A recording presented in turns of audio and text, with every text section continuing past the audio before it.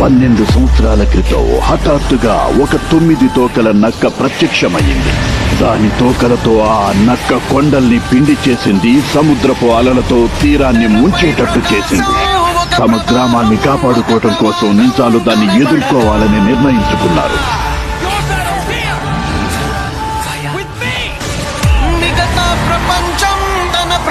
ఎవరు దాడి చేయకండి. 4వ హుకాగే వచ్చే వరకు ఎదురు చూడండి. అది దగ్గరకు వచ్చేస్తుంది. గ్రామంలోకి రాకుండా అడ్డుకోవాలి.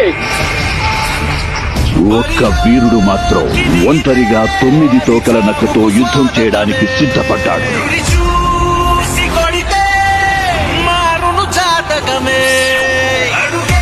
ఆ నింజానే ఎంతో గొప్పవారైన 4వ హోకాగే.